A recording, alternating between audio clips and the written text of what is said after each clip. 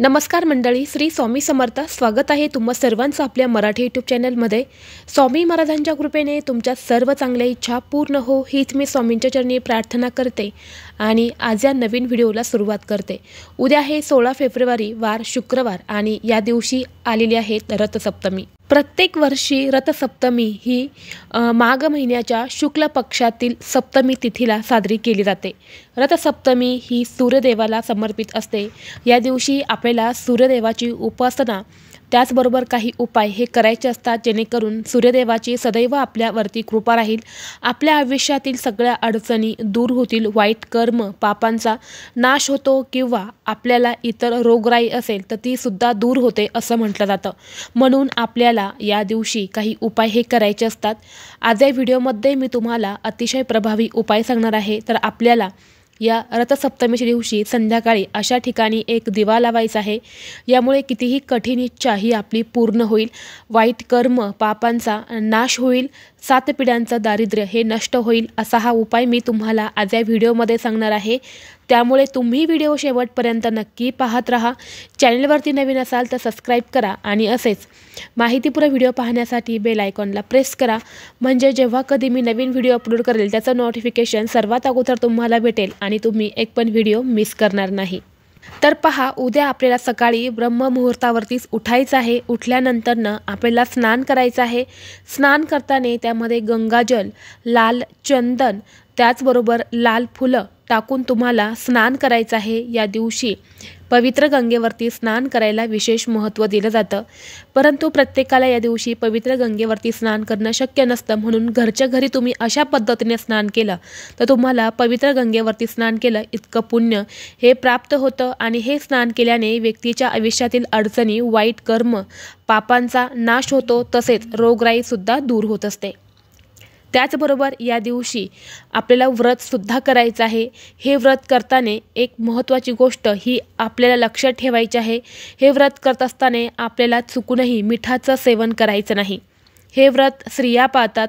स्त्रिया सूर्याला प्रसन्न करण्यासाठी यशस्वी होतात असं मानलं जातं. म्हणून हे जे व्रत आहे तर हे केलं जातं. हे व्रत स्त्रियांना स्वातंत्र्य, सौभाग्य आणि सौंदर्य देणारे व्रत आहे. यामुळे ज्या पण स्त्रियांना शक्य होईल त्यांनी व्रत करायचं आहे. स्त्रियाच नाही तर पुरुषसुद्धा हे व्रत करू शकतात. त्याचबरोबर आपण सकाळी उठल्यानंतरनं, स्नान केल्यानंतरनं सूर्याला अर्घ्य द्यायचं आहे.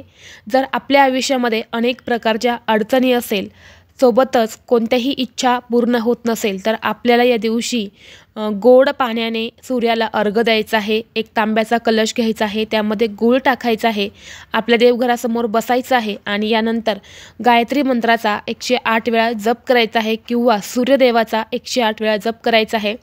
गायत्री मंत्र ओम भूर्भुवः स्वहा तत्सवितुर्वरेण्यं भर्गो देवस्य धीमहि धियो यो नः प्रचोदयात्. तुम्हाला हा मंत्र नसेल म्हणायचा तर तुम्ही सूर्यदेवाचा मंत्रसुद्धा म्हणू शकतात. ओम सूर्यदेवाय नमः किंवा ओम आदित्याय नमः या मंत्राचा सुद्धा तुम्ही जप करू शकतात.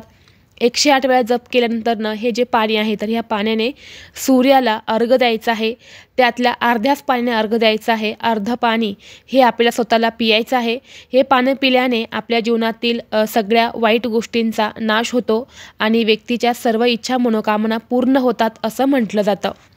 जर तुम्हाला गोड पाण्याचा जर अर्घ्य द्यायचं नसेल तर तुम्ही लाल चंदन, लाल फुलं, त्याचबरोबर मिरचीच्या वाळलेल्या बिया, सोबतच तुम्ही यामध्ये पांढरे तीळ टाकून सुद्धा सूर्याला अर्घ्य हे देऊ शकतात.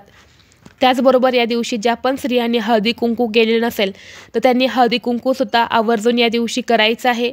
लहान मुलं घरामध्ये असेल त्यांचं बोर्नन जर तुम्ही अजून केलेलं नसेल तर या दिवशी तुम्ही बोर्ननसुद्धा करू शकतात.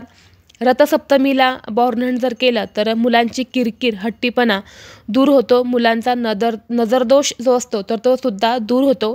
वर्षभर मुलं किरकिर करत नाही असं म्हटलं जातं. म्हणून संक्रांतीच्या दुसऱ्याच दिवशी म्हणजे किंक्रांतीला हे बोर्नन केलं जातं, परंतु सगळ्यांना त्या दिवशी शक्य नसतं. म्हणून संक्रांतीपासून तर रथसप्तमीपर्यंत बोर्नन हे 5 वर्षाचे जे मुलं आहेत तर त्यांच्यापर्यंत हे बोर्नन केलं जातं. जर तुमच्याही घरात लहान मुलं असेल आणि तुम्ही अजून बोर्नन केलं नसेल तर नक्कीच तुम्ही उद्या बोर्ननसुद्धा करू शकतात. त्याचबरोबर या दिवशी आपल्याला आपल्या स्वयंपाकघरातल्या गॅसची सुद्धा पूजा करायची आहे। आपल्या गॅसवरती दूध तुम्हाला उतू घालायचं आहे। हे दूध जर तुमचं उत्तर दिशेने उतू जर गेलं, उत्तर ही दिशा धनाची दिशा मानली जाते, जर या दिशेला हे दूध उतू गेलं तर तुमच्याकडे तुमच्या घरामध्ये धन येण्याची शक्यता असते असं म्हणतात। म्हणून हे दूध जे आहे तर ते उतू घालण्याची प्रथा आहे। ज्या पण दिशेने दूध उतू जातं त्या दिशेने आपली प्रगती होते असं म्हटलं जातं। तसेच तुम्हाला एक दिवासुद्धा लावायचा आहे। हा दिवा तुम्ही संध्याकाळी लावू शकतात किंवा तुम्हाला सकाळी वेळ असेल तर तुम्ही सकाळीसुद्धा लावू शकतात। जेव्हा शक्य होईल तेव्हा तुम्हाला हा जो दिवा आहे तर हा दिवा लावायचा आहे। जर भरपूर दिवसापासून मनामध्ये एखादी इच्छा असेल परंतु कष्ट मेहनत करूनही आपली इच्छा पूर्ण होत नसेल, नशिबाची साथ आपल्या कष्टाला आणि मेहनतीला मिळत नसेल तर आपली इच्छा ही पूर्ण होत नाही। अशा वेळी तुम्हाला असं एक दीपदान हे आवर्जून उद्याच्या दिवशी करायचं आहे। त्याचबरोबर दाम्पत्य जीवनामध्ये काही अडचणी असेल, सुख शांती नसेल, जर कुणाची नजर लागलेली असेल तरीसुद्धा तुम्ही हे दीपदान नक्कीच करू शकतात। यासाठी बघा, तुम्हाला सकाळी किंवा संध्याकाळी स्वच्छ कपडे हे परिधान करायचे आहेत। यानंतरनं आपल्याला एक दिवा घ्यायचा आहे आणि हा दिवा घेतल्यानंतरनं आपल्याला या दिव्यामध्ये तिळाचं तेल टाकायचं आहे आणि हा जो दिवा आहे तर हा प्रज्वलित करून आपल्याला नदीच्या किनारी, पवित्र नदी किंवा तलाव असेल तर तिथे हा लावायचा आहे। हा दिवा लावल्याने म्हणजे हे दीपदान केल्याने आपल्या मनातील इच्छा पूर्ण होतात, जीवनातील सर्व संकट, वाईट कर्म, पापांचा नाश होतो असं म्हटलं जातं आणि आयुष्यातील बिघडलेल्या गोष्टी ज्या आहेत तर त्यासुद्धा सुरळीत होतात। म्हणून तुम्ही असं एक दीपदान हे नक्कीच नदी किनारी करू शकतात। त्याचबरोबर तुम्ही बघितलं असेल की पवित्र नदीच्या ठिकाणी या रथसप्तमीच्या दिवशी अनेक प्रकारचे दिवे हे नदीमध्ये सोडले जातात। त्या प्रकारचं सुद्धा दीपदान तुम्ही करू शकतात, परंतु तिळाचं दीपदान करायला विशेष महत्त्व आहे। म्हणून तुम्ही नदीमध्ये न सोडता एक मातीचा दिवा घेऊन तो तुम्ही नदीच्या किनारी लावू शकता।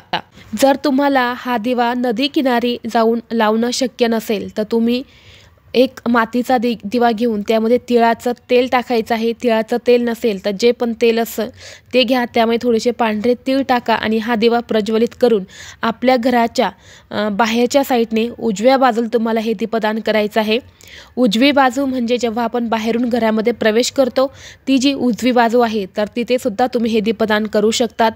तिथेही तुम्हाला करणं शक्य नसेल तर तुम्ही सकाळी जो सूर्य निघणार आहे तर सूर्याला अर्घ्य दिल्यानंतर आपण सूर्याची पूजा जी करणार आहे तर तिथे सुद्धा तुम्ही हे दीपदान करू शकतात। जर तुम्ही हे दीपदान सूर्याला करणार असेल तर तुम्हाला सकाळीच करायचं आहे आणि जर तुम्ही नदी किनारी किंवा घराच्या बाहेर हे दीपदान करणार असेल तर तुम्ही संध्याकाळी केलं तरीसुद्धा चालेल किंवा तुम्हाला शक्य असेल तर तुम्ही सकाळी केलं तरीसुद्धा चालेल। त्याचबरोबर आपल्याला रथसप्तमीच्या दिवशी तांब्याचं भांडं घेऊन म्हणजे तांब्याचा कलश घेऊन त्यामध्ये आपल्याला पाणी भरायचं आहे, त्यामध्ये थोडंसं गूळ टाकायचं आहे आणि हे आपल्याला पिंपळा झाडाला अर्पण करायचं आहे। हे केल्याने सुद्धा व्यक्तीच्या जीवनातील अडचणी या दूर होतात। त्याचबरोबर आपल्या घरामध्ये सूर्याची रांगोळी काढायची आहेत किंवा चित्र काढायचं आहेत आणि त्याची सुद्धा पूजा आपल्याला करायची आहेत। आपल्या घरामध्ये 7 प्रकारचं धान्य जे आहे तर त्याची पूजा करायची आहेत। या धान्यांमध्ये तीळ तुम्हाला आवर्जून घ्यायचे आहेत। रथसप्तमी म्हणजे 7 जो अंक आहे तर हा वास्तुशास्त्रानुसार अतिशय शुभ मानला जातो। यामुळे आपल्याला 7 प्रकारच्या धान्यांची पूजासुद्धा या दिवशी करायची आहे। व्हिडिओ आवडला तर लाईक करा, चॅनलवरती नवीन असाल तर सबस्क्राईब करा आणि असेच माहितीपूर्ण व्हिडिओ पाहण्यासाठी बेल आयकॉनला प्रेस करा। चला तर मग भेटू असंच पुढल्या एका नवीन व्हिडिओमध्ये। तोपर्यंत सर्वांना श्री स्वामी समर्थ।